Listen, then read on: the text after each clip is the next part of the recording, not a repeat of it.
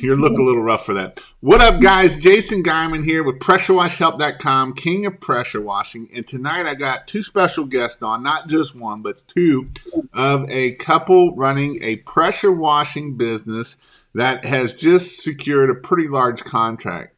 And we're not just going to talk about that. I will get to that. But I want to talk about a little bit about just running a business, as in, meeting contacts, doing the things that we need to do, keep following the process, all of those awesome things. And so that is what I want to talk about. So first off, I have Andrew and his wife Savannah. They started my membership. They've been in it for a little while,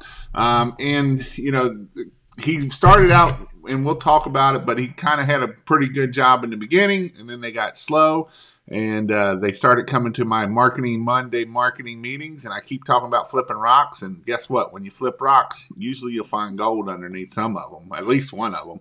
And so, but before we get to that, tell me a little bit about who are you, your family, that kind of stuff. Well, I'm Savannah. This is Andrew. Hello. I'm doing the talking because he just kind of nudged me.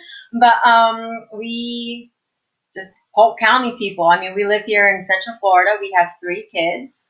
That's pretty much it, or pretty basic. There's not much. So what did you do before you started a pressure washing business? So he and I both worked together for a paint company. We did commercial and residential painting. He traveled a lot doing painting and signs as well. Yeah, that's correct. I was like a crew leader for the company I worked in. I traveled, I think in 2019, I worked in about 26, 27 different states and was on the road for over 250 days with 3 kids at home and my wife. So just that alone was a ton of stress, and it seemed like it was good money and all that at the time until you realize what you're losing. You know what I mean? Right. Yeah. There's one thing to have money, but there's another thing to have time with your family and kids. Absolutely. And then in the end, the money's not as good as you think either. You know what I mean? You're living on the road, and it's just bad on your health too. So, previous to that, I had a lot of mechanical background. I used to restore cars for a living. I used to build custom tow trucks. So, a lot of that played into helping me build my own rigs and stuff as well. So that was a blessing. I actually worked there doing that with you too. Yep. Awesome. So when did you decide to start the pressure washing business? So we were right in the middle of COVID, essentially, right? And I was working for that company. We traveled a lot. COVID really shut down our travel time, so we were restricted to a lot of residential work.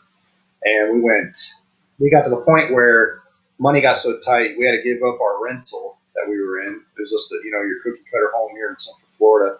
And I moved out to my parents' house, and the 2 of us lived in a 25-foot Jayco, like a 94 Jayco, nothing fancy. Smelled like mold, hole in the floor. It was in the middle of the swamp, guys. It's in the swamp. So what you're saying is you had some humility and you had some coming to Jesus moments a little bit. Absolutely. And that job, essentially, I went from making $5-6 grand a month, and our income went down to, we were barely clearing like $2,200 after that, because the local work just wasn't much. And that company made me an offer to actually start a soft wash business for them. And it just didn't make sense, because I would have been doing the full amount of work, my own marketing and everything, for less than half of the income. So we just decided, we're like, well, we're sitting here, we have no rent due because we live in a camper. When's a better time to start a business than right now? And that was in end of September of 2020. Yeah. So how old are you guys? I'm 35. And I'll be 34. So being 35, middle age 35, and getting your life turned upside down, how did that make you all feel? Oh, it was depressing. It was a rough patch, man. Like, we didn't know what to do. It feels like you put all that time and effort into different fields, and you start wondering, why am I not moving up? Is it me? Or, it just turns out a lot of it's just there's too many ceilings when you're working for other people and stuff. And I feel like for him as a husband and a father, I think it took on another level that I can't understand because he was the provider. He was the primary breadwinner, you know. So I know for him that was extremely hard because even though I didn't think it, I knew that on some level he probably felt like he was failing all of us. And yeah, that was, well, I'm going to get sad. So that was kind of the pivotal moment for us where I was kind of in the back. You know, I've always telling him, I've been telling him for like 2 years, is like, people take advantage of you. I was like, you are so amazing at what you do. I was like, let's just start our own business. And I would just brainstorm with him and nothing would make sense. Before we started this, I was thinking about opening a food truck because I wanted to do something that was for us and not other people. Like that's how desperate we were for it to happen. So only reason why I know that this is a pretty big deal too is, so when you were in this time period, how much debt was you all in? At that point, before we started our business, I think we were, just off the top of my head, probably $40,000 owed out. Outside, we had a bad business deal with a guy years back that the guy left us on the hook for a bunch of money. So we had a loan for like 20 grand that we're just now getting done, and then a bunch of credit card debt and stuff. And the reason why I'm hitting on this is because that's just one of your things of you all were saying in this time of growing this business is you all pretty much gotten debt free from it, haven't you? Correct. We were fighting. We were on a plan to do that through Dave Ramsey. Some of you guys might be familiar with, but we were pushing for that for probably a good 3-year window before this, and just couldn't get traction. You know what I mean? It's just life. It was making enough money and it was just going right back out. We were being smarter with our money, but we weren't getting any headway. As soon as we started our own business, it flipped it on its head. I mean, our worst month, it doesn't work this way for everybody, but our worst month was better than my best month working a year for that other company. But wait a minute. I thought everybody said you can't make no money in Florida. No. Like you said, I'm dead. I'm right between two of the biggest companies. I'm less than an hour from Bobby Walker, guys. I mean, we're finding work. You know, you just gotta put your mind to it and do what you're told. Do what Jason's teaching. So. Yeah. And so when did you start when did you find out about me or start watching me and doing the things that I had helped you with of trying to help you? September 26th. By pure accident. I quit that job I had just thinking I was going to go start a paint business, to be honest with you. And I went to Lowe's right here local, went and bought a brand new paint sprayer. I had everything else I needed. And I was looking into what pressure washer I would need to prep a house for paint, you know, because I just wanted to buy my own and do those steps, and I wanted to figure out a way to clean soffits better. And video after video, I keep finding all these videos of Jason Geiman with all these great catchphrases on his YouTube channel and everything, and they work because the more I watched, just watching that, I educated myself. I literally, the next day, I took that paint sprayer back and got my money back, and I put that money into pressure washing equipment. That's pretty amazing because, you know, you guys, this is what I love about right here. You guys have changed your all's life. You went from making, you know, if you're making $5,000 a month, $6,000, you were probably making about $50,000-$60,000 a year, living in, you know, nothing of your own and just getting by. And now, you know, and you've been smart with what you've done. You've been smart with it. And that is what I love about it. So in the beginning, how did you start getting business? Let me think. Well, first we went straight door knocking. Just got some business cards made up. That didn't turn up a whole lot, other than we made some good connections with commercial. And then we jumped on signs, just like you recommended. That was our big boost when we first started with signs. So when you started doing that, I remember one of your first jobs was a big house wash, and it wasn't just like the normal house wash that I'm talking about. Tell me a little bit about the anxiety and all the good stuff that runs through your head when you first got that job.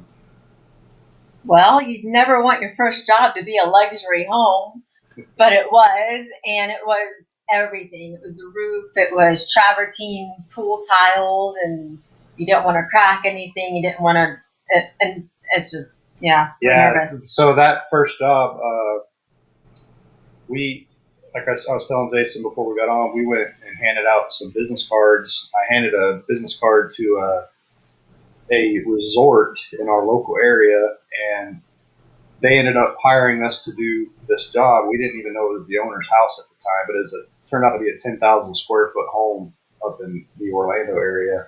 And I bid the job, went out there, and I was like, this is crazy. There's no way they're going to pay for this. It's insane. You know what I mean? Just telling myself over and over in my head, no, it's not going to work.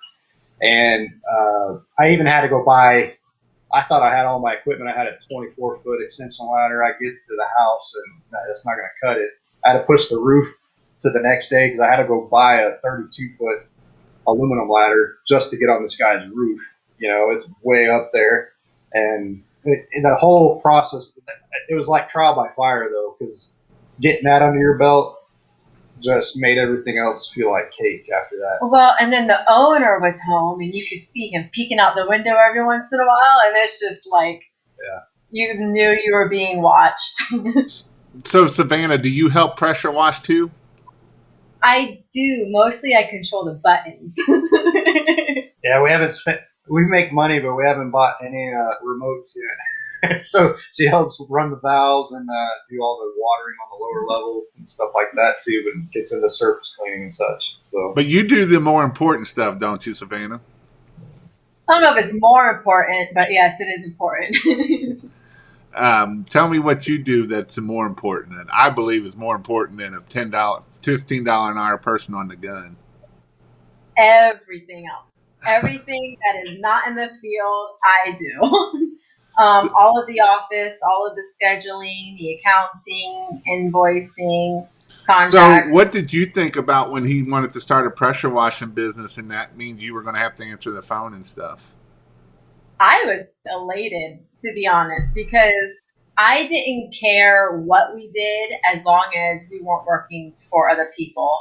And I don't know how to say this without it sounding weird, but I don't work good for other people because I know that I have like so many ideas and ways that when I'm working for other businesses, I'm like, I would change this. I would change this. I would not treat my employees that way.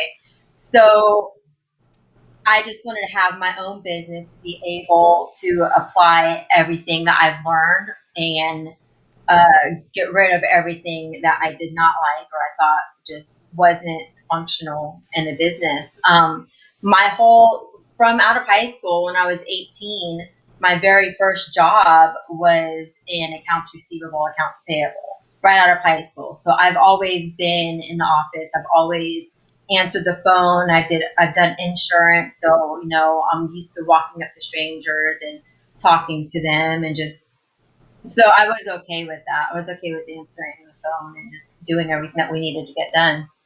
Awesome. So I'm going to put this comment up here because Greg Townsend is an awesome dude, and I know you probably all have gotten some inspiration from him, from his story and stuff like that. So I know when we first started, he said I was Greg Townsend, but this is the real Greg Townsend of here saying I love you guys.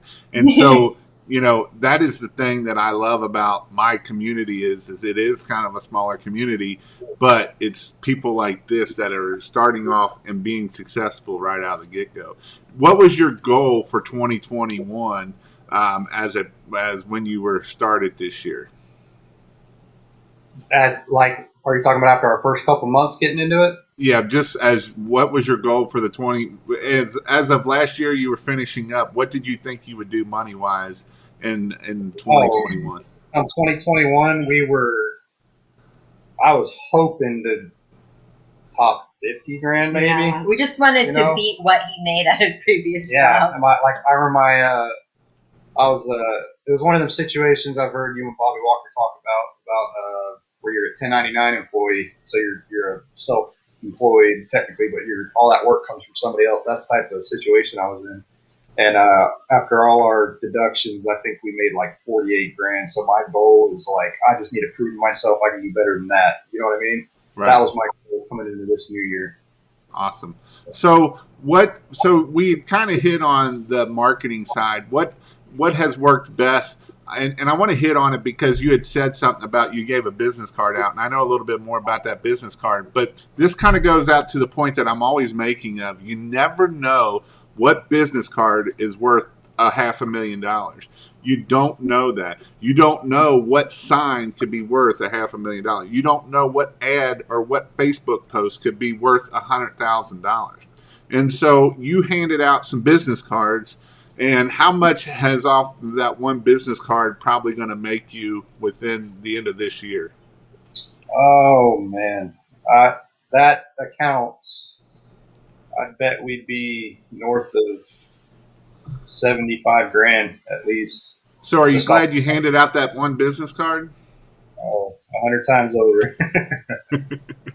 So I know that you all kind of got slow. You had kind of you were busy in the spring quite a bit, and then it kind of slowed down. And so you've been watching my marketing and stuff like that. And that's pretty cool because I'm always talking about flipping rocks and finding stuff like that. And so what are some other things that you've been doing to try to drum up some more commercial work? Well, first of all, it didn't get slow. It came to a screeching halt because our trailer got totaled by another company. Oh, yeah, I forgot all about that. Yeah, I didn't even think about that myself. That was another big hiccup. But yeah, what happened with just real quick, in case any of y'all aren't familiar, we were on a job site, and a land developing company just happened to be coming around the corner. I think the guy was on a cell phone, and he rear-ended our brand new, our 6-month-old trailer, all our new equipment in an enclosed trailer, nice setup, and ended up totaling it and a lot of the equipment. So we went from, that was in May, so all of May we were down, like waiting on insurance, and so we just decided when we were down, we're going to push marketing, just getting signs out and all that type of stuff. And then we got our new setup built, got the claim figured out, got a bigger trailer, upgraded our equipment a little bit to fit better, and just kind of find ourselves in a spot where we picked up a couple jobs quick, but it wasn't quite where we were at, like where our monthly average was. We were kind of clawing to get back there, and then everything just kind of stopped. Like signs weren't working, phone wasn't ringing. It got frustrating real quick, and we just followed what Jason was saying, just flipping rocks. We can't stop. I still put signs out, but we went from a point where I put 100 signs out.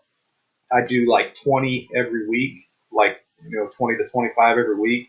I usually get 7 to 8 calls back on quotes out of those 25 signs. It got to where I went through 100 signs and we got one quote, one call at that. It got rough. We're in Central Florida. There's signs everywhere. You know what I mean? So yep. It's just that wall this time of year that we hit. But I'm like, I'm not going to be that guy. You're not going to find my equipment on Facebook for sale. I'm like, we're going to force this to work. We're going to make it work. So.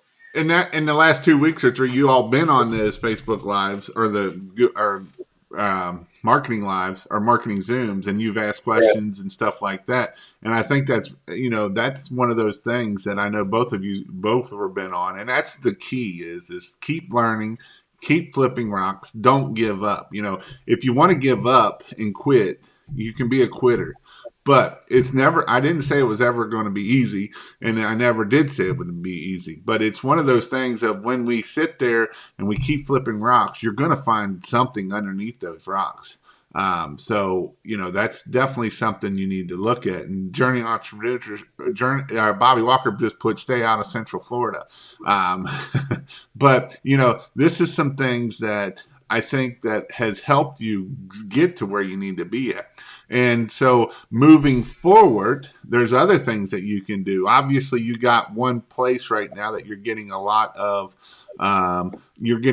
business out of, which is good. But you also got to keep looking forward to what you can keep doing and getting some Oh more yeah. of those business opportunities. Because right now you do have a nice place that you've gotten some money.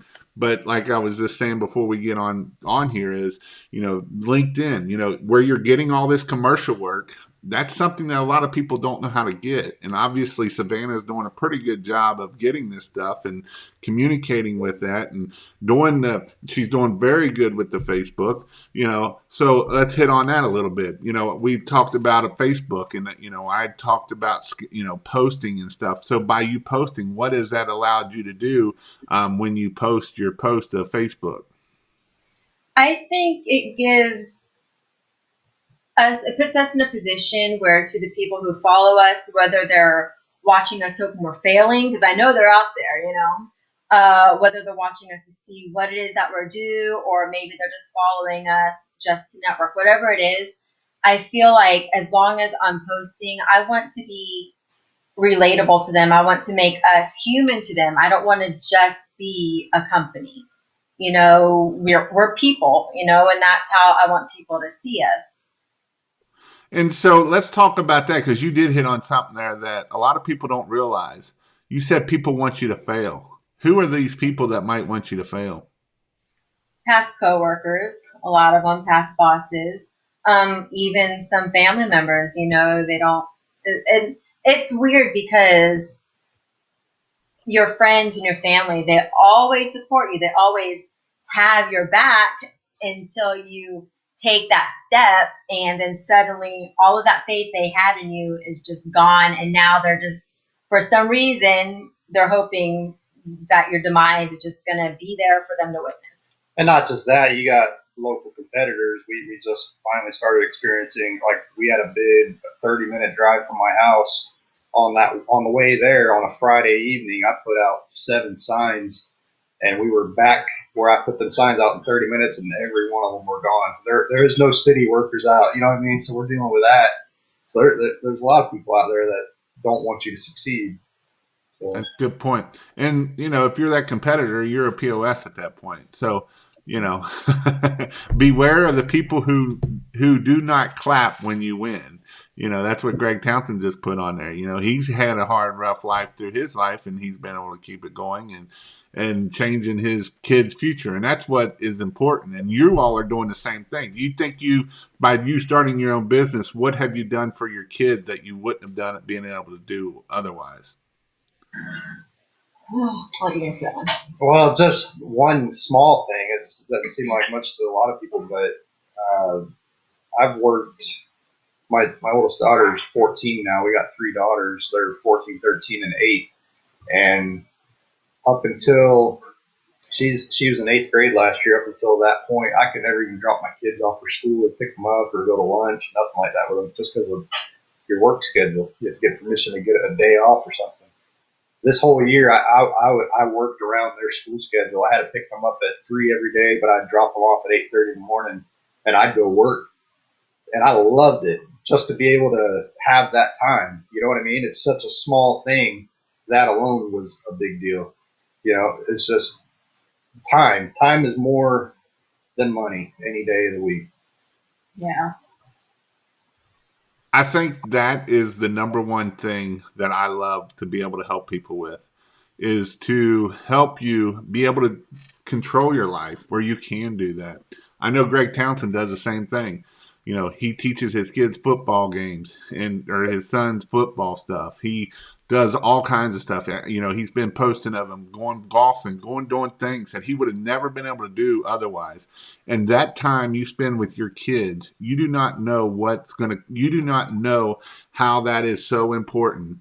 at the end of the day, you can buy your kids everything you want for things, but that's not near as important. And they won't remember those things as, hey, you remember when dad used to always take me to school and we would do this, or we would make those traditions of, we would sing on the way to school to be happy first class, or whatever you do to have that time with your kids. And that is the most important thing.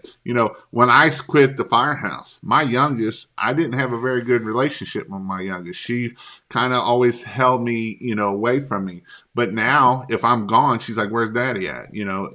She knows it's a big difference in from when I was gone all the time versus when I'm not gone all the time. And now I'm able to spend time with her, and I go to dance and take her to dance. And yes, I love when I can take my kids to their activity of dance, because a lot of times you don't see the dads there. You only see the moms there. And I even love it when mom and dad both get to go. The other day, she had a little dance class or dance camp, and we both went to her little end of the recital at the end of the week.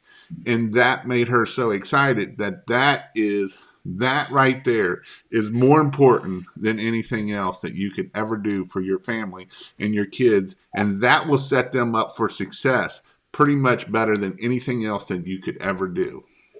We even back when I used to work for other people, there was times I'd miss almost before I started my business. I missed all 3 of their birthdays because I was on the road. I got home on Christmas Eve. You got that day off and you're back to work. This year, working for ourselves, before that, if you wanted a family vacation, you had to put on a credit card, which would loom over your head for 10 months. And now we went on like 3 or 4 different more week-long trips this year that were paid for. Like for Christmas this year, we wanted to do something different since we were in the trailer at that time. We're out of that now, but at the time, you don't want to spend Christmas morning in a trailer, and a camper. So we went up to St. Augustine, and we got an Airbnb and had a Christmas there and brought our presents with us. I mean, it was something we're going to remember forever. You know what I mean? Mm-hmm. Just stuff like that. You can't get any other way. You can't get that time off working for somebody else. I would like to point out that we're not in the camper anymore, though.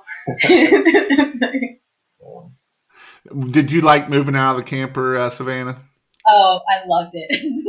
I hated that thing so much. It's cool though. My dad still has that camper. We go back to it, and it's like sentimental. You're like, this is where it began for us. You know what I mean? The whole, I wouldn't want to sleep in it again, but I sure like to look at it. So. Yeah, it's kind of like that David Ramsey when he always talks about the dinner table and the importance of that dinner table. And I feel like that's what that stupid camper kind of became to us. Yeah. And sometimes we need hard times, because if you didn't have those hard times, you probably would have never started that business. Yeah. And hard times, a lot of times people think that hard times are bad. And you know what? They do suck. They do. But you would probably still be gone every day at this point. We'd still be in that same track, that same mindset. If I couldn't afford my rent, like what happened, you know what I mean? That's what got us out of that house to rent. If I'd have still been paying $1,500 a month for a house, I probably would have never started our business. I'd have been too afraid to do. Right. And so we'll move on a little bit. I know I hit on this probably longer than I probably should have, but Greg Townsend just put, you guys inspire me so much. It's been awesome connecting with you and talking weekly, if not daily. And that is what I love about growing my membership and having people in there that are awesome like you guys in the membership. So that way you can connect, you can do stuff, figure out what works, what don't. I'm giving you the ideas of what that you can do. At the end of the day, I know what grows a business is what you're doing.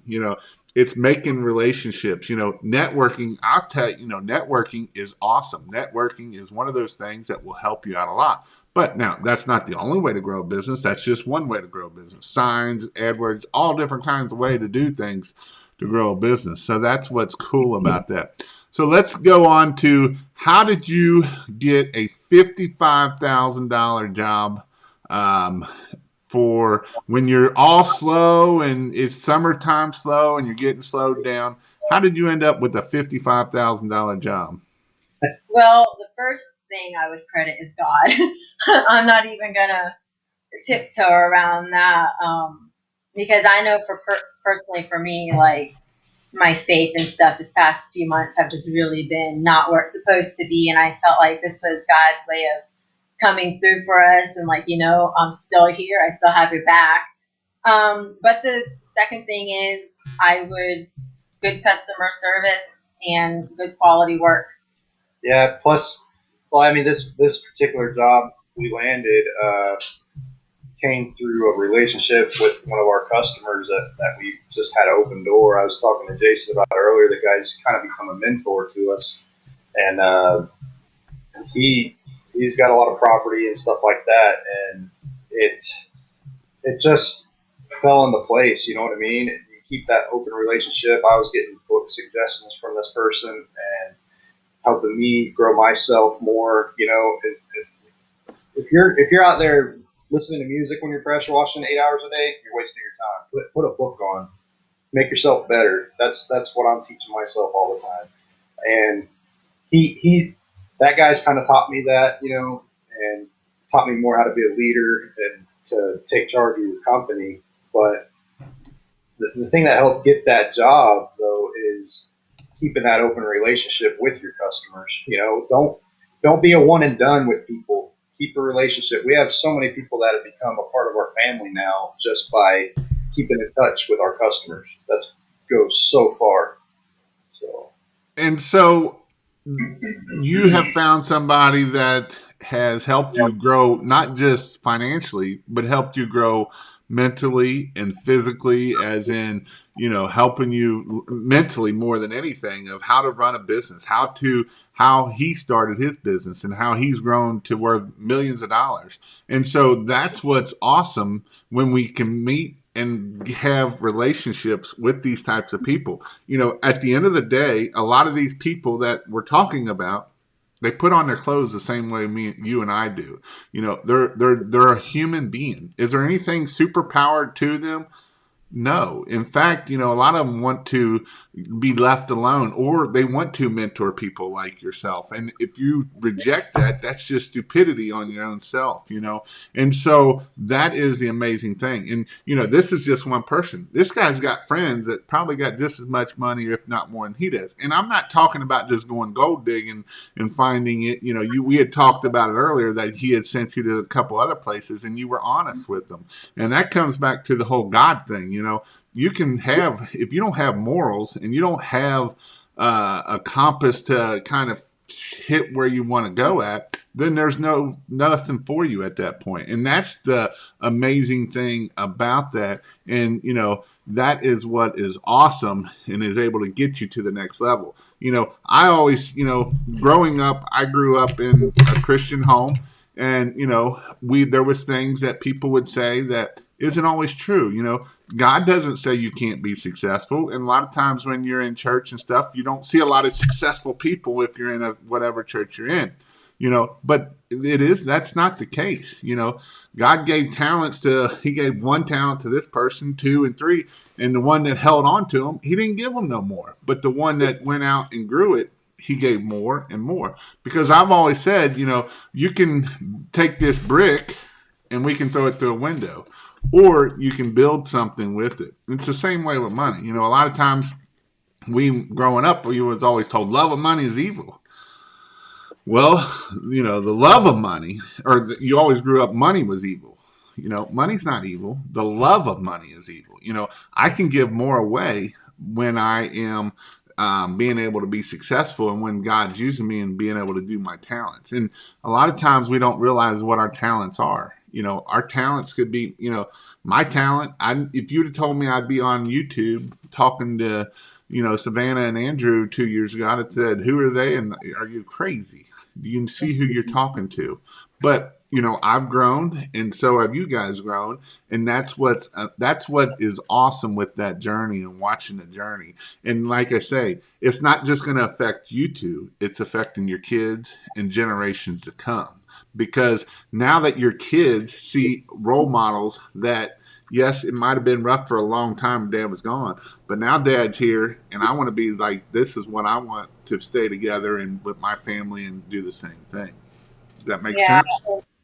There's this quote, I don't remember off the top of my head who said it, but he says that when God increases your wealth, then that's when it's time to start increase your giving.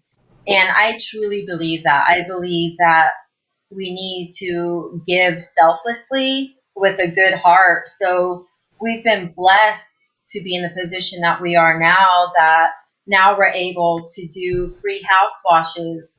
We do 3 or 4 free house washes a month for low income families who can't afford it. And that's our way of giving back, you know. But we're very fortunate to be in the position to be able to do that. But not only that, we're very fortunate that our children get to watch this and get to learn to see that life isn't about money. Sure, obviously we have a business, we need to make money, but that's not what the business is about. Sometimes, even though it's just pressure washing, you know, a lot of people can't see beyond what it is, but I feel like sometimes it can still be, I guess, a type of ministry to still be there for other people. And I still think that as simple as a business as it is compared to other businesses that are out there, it can still change lives if you use it correctly and use the tools that God gave you. And that's awesome. You know, giving away a free house wash or 2 or 3, whatever, is not a bad thing. You know, you can do it to maybe it's an older person, maybe you can hit the veterans, you can hit, maybe it's something, you know, that just somebody's down on their luck, and you would be surprised of how that will give them hope and give them joy just by having that clean house of, you know. And a lot of times that's the awesome thing about doing pressure washing is you get to see something that is filthy and dirty, and next thing you know, you've touched it, and now it's clean. Yeah, I kind of come, and this is why Greg Townsend is one person that I personally look up to, because he and I have both come from a very hard background and are coming through recovery. And I look up to Greg. It's incredible how much I look up to him. I don't think he even realizes it. But I know that for me, when I was in that place, if someone would have taken the time just to do something that made me feel like anything was worth it, it would have changed my life in that moment. So we just want to be able to kind of do that to other people, because you never know what someone else is going through. And back to this large account that we're doing, just because he's worth millions of dollars doesn't mean that we're going to treat him any differently than we would some junkie on the street corner. You know, everyone deserves to be treated equally. Everyone deserves to be treated with respect, and everyone deserves our best. That's awesome. So I know Greg, he's been clean for 5 years, and he always says he went from selling dope to slinging water. So Good for him. Awesome. So what? We got way down rabbit holes, so that's all right. So what are some things?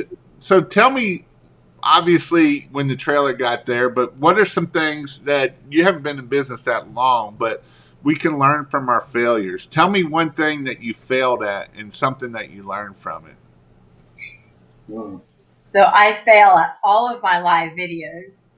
The other day we were on a live, and I went to save the phone number for the company, and I said my cell phone number to a phone that I no longer even have. But you know, you redo it, and you just keep going, and you just keep doing it over and over again until you get it right. And so Greg Townsend said it'll be 6 years in September, which is That's amazing. awesome. Amazing. And, you know, people like Greg Townsend, you know, he don't only just help kids and teach kids of how to, you know, become adults and maybe be a father figure that a lot of people don't have.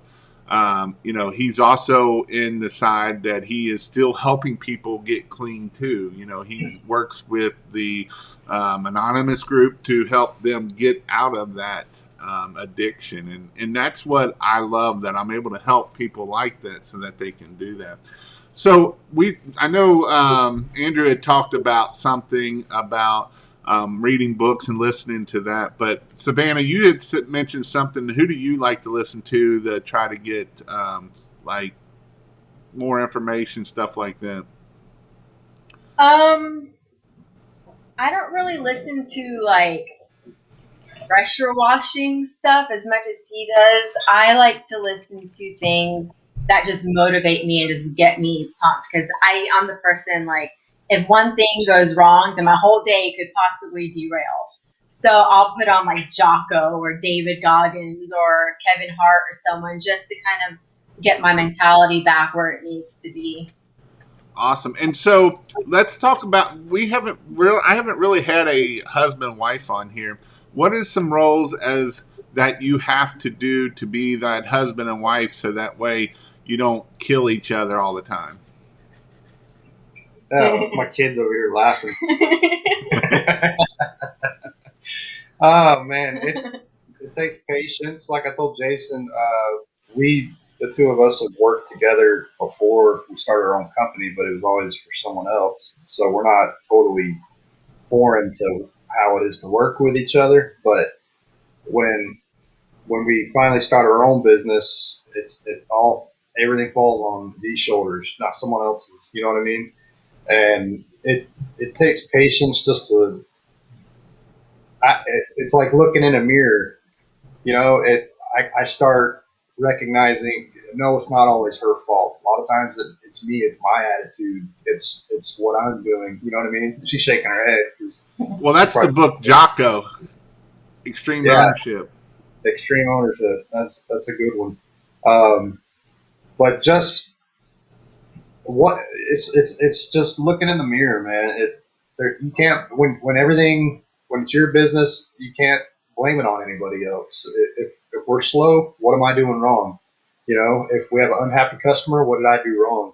If we're not communicating well, what did I do wrong? Not what did she do wrong. That's just gonna cause more aggravation and more separation between us. You know what I mean? So you just gotta push through it and be patient with each other, and you gotta be forgiving. That's a big one.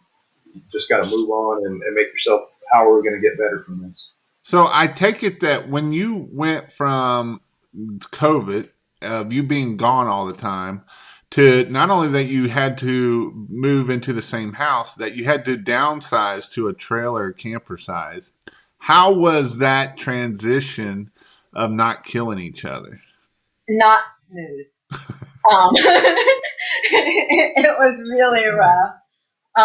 But there was a lot of at your throat moments where we would just have to, like, one of us step out of the camper, go for a walk in the swamp, do whatever you got to do, come back, reset, talk it out. And that's another thing is, although we're not always good at it, we try not to argue. We try to have a conversation. So you're not talking to be heard, you're talking to understand and actually hear what the other person's saying, and then come to a compromise or conclusion and figure out how you get from point A to point B. That's a good point. And even after you started to get business and start growing your business, you still got to communicate with each other. You still got to do the things of, you can't be not telling the other person things or only, that's some things that just aren't good for you in the end. And that can be hard. And, and sometimes it is, I'm sure it is hard, as in, keeping business and family. Would you say that would be true? Yes, like there are times where we'll be driving down the road and he'll be talking and then he'll just look at me. He's like, "What's wrong?" Because I'm visibly tense. I'm like, I cannot talk about work right now. Can we just like separate for like 1 hour and just talk about anything but no work? And sometimes I'm like, I don't want to hear Jason's voice today.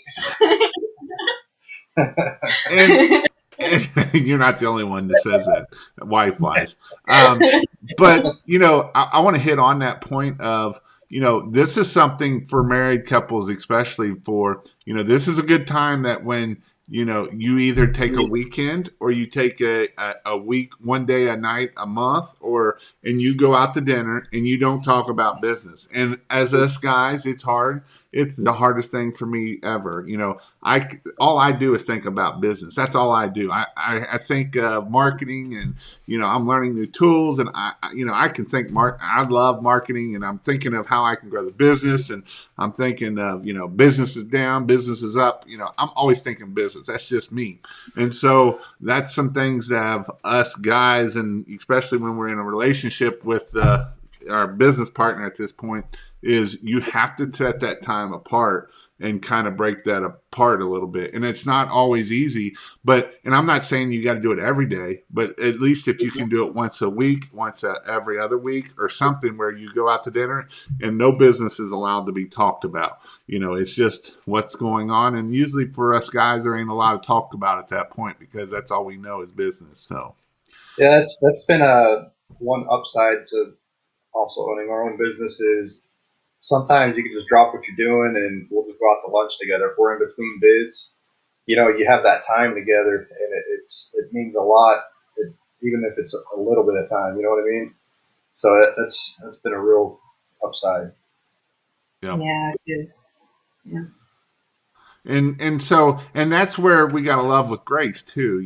It's one of those things that we got to, obviously we as us guys got to do it, but the women of our spouses has to understand that too. Of hey, this is how when you're built as an entrepreneur, and you probably didn't even know you was built as an entrepreneur when you first as you get older in life, a lot of us realize we hate the 9 to 5 or the job that we're doing. And so, hey, well, let's be an entrepreneur. And, that's the things that we do to help us grow. But, and keep growing and keep learning is the other thing that I would definitely recommend for both of you. So, actually, Greg just put, I had to make a deal with my whole family, nothing business related after 6 p.m. unless everyone is asleep. And so, because I know Greg was getting so busy that he was not spending time with his family, and he's like, I didn't do this business so that I could spend no time with my family. So that's awesome. Yeah, that's another thing I was going to mention is it can get overwhelming where you feel like we got to get this scheduled. There's 5 million things to do on your to-do list, but at the end of the day, you're the boss. Make that time. You can hit the pause button anytime you want. And a lot of times when we get swallowed up with our schedule, you forget that. But that's also comes down to you have to allocate every minute of your day. Like I know I'm going to be at the gym from 6 to 8:30. I know that I am going to be at the dinner table on my desk or computer, whatever I do, following up emails 6 to 7:30 in the morning. So you have to have time. Every minute of your day has to be designated to something, and you have to be organized about it. Otherwise, everything is going to be chaos. Yep. If you don't schedule it, it don't happen. The same way with the money. Do you have a special app that you like to use, or anything that you follow, or do you just Google I am Calendar? like such an old-fashioned person. I just do Google Calendar, and like for invoices and stuff, I don't have a special app or anything. I use Word, like the 2017 version. Actually, I think it might be older than that. So you guys don't even have a CRM yet? Nope, not yet. Hey, that's a lot of people worry about they got to have a CRM, they got to have all this and that and everything, and Yeah, man, that's a great point. Like the thing that blows my mind is like right now we're at about a $12,000 a month average for the year, and there is so much we haven't even tapped into. You know what I mean? Like like I've heard you mention people buy the top rig, $20,000 rig, and then they dump crazy money into different advertising directions. But it's a lot of it you can do without opening your wallet, like you say. Just put the work in yourself, and like we haven't. I told Jason we haven't spent money on marketing outside of signs, and we're not even doing a lot of that anymore. And we're this busy, you know. But you're also doing, how many times are you posting on Facebook? How many times are you doing lives? How many times are you doing the things that are free that if you didn't do that, then you wouldn't have business at that point? I'm the world's cheapest person, so I'm all about the free stuff. And that's, But go ahead. that being said, we do want to eventually get a CRM and all that, because I know that's going to free up more of my time to put into other aspects of the business. But right now, before we do that, we do have personal goals and other money things that we want to just eliminate altogether. That way that money is free to put elsewhere. So I know, I go was just ahead. going to say, I see a lot of new guys in our group all the time that, man, they'll be 2 months in and they've got 10 different bills going out every month for their business, for a CRM or SEO or whatever, all these different phone answering. Just a lot of it just is too much, you know. You're putting a burden on yourself. A lot of that you can do on your own. And we proved that, you know what I mean? Yep, absolutely. And that's the thing that a lot of times people don't realize is, I do tell people about different things, but that's don't mean, we just had my Zoom call earlier tonight on Sunday night Zoom of, if somebody's paying $250 for our website a month, but he can't get no business and he's going to have to go get a job. Just because you get a website don't mean you're going to get business right away. That is a long-term investment. Don't get me wrong.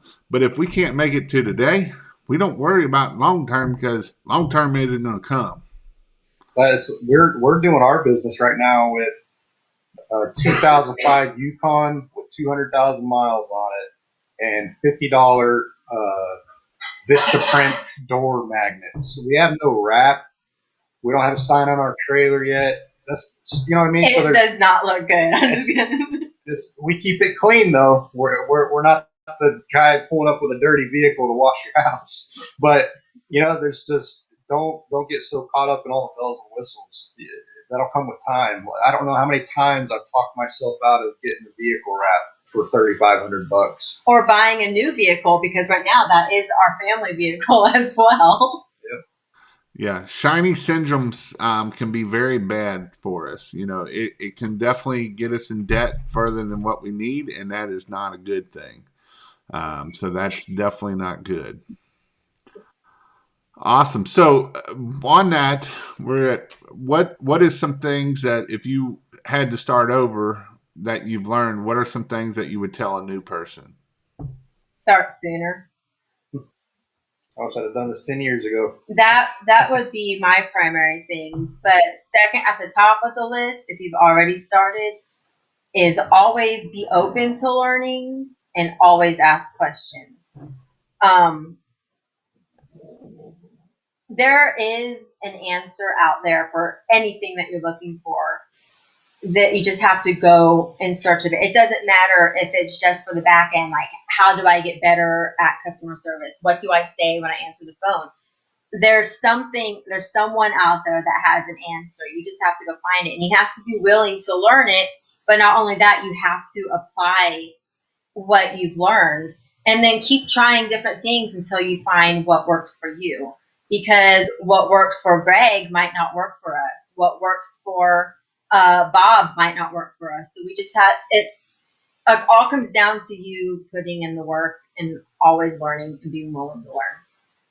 And go ahead, Andrew. I was going to say something on the for my side with the washing, and I can look back in our group, our Facebook group, and see my old posts. And I was that guy when I was new. I was building a mountain out of a molehill.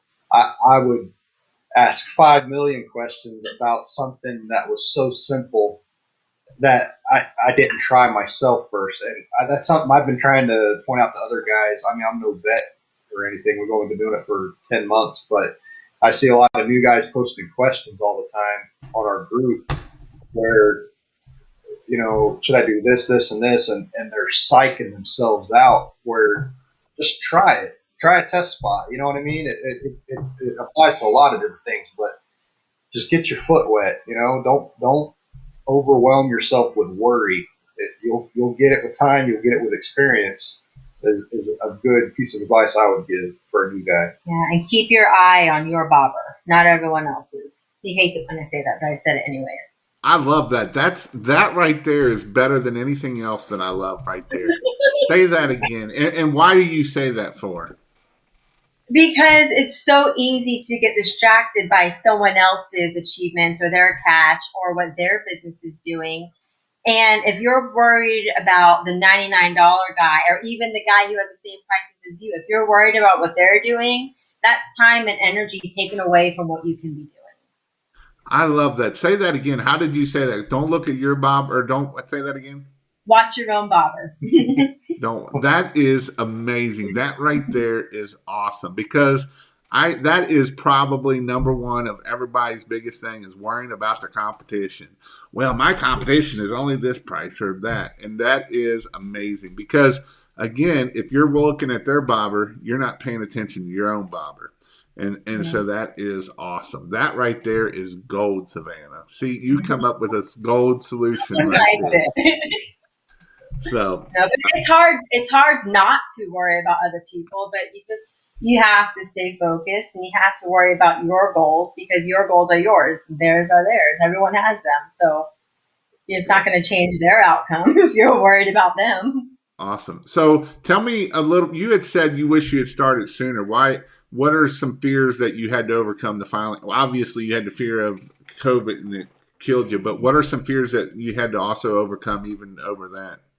Well, for me, before I started this business, we talked about starting our own business in the past, and it was a huge fear of mine personally. Like, I was like, what could I? Not only if I found something I wanted to do, it was a fear of talking to people, dealing with customers. There was just a big cloud. You know what I mean? Like, even if I had that opportunity, I was almost more to where, like, I'd rather be a follower and I'd rather work for someone else. But now I would never ever go back. I told her, if this failed today and we couldn't pressure wash, I'd be finding something else to do. It doesn't matter what it is. I'd make something work, because it just opened my eyes up to how much freedom you buy for yourself, you know? So.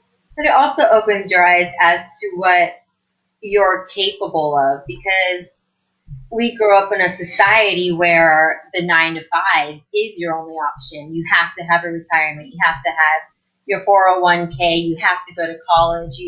There's all these have-tos, and only the fortunate people or people with money are the ones who are lucky enough to start a business. We didn't even have enough credit to go get a business loan when we started. We had to put everything on. We maxed out every single credit card that we had.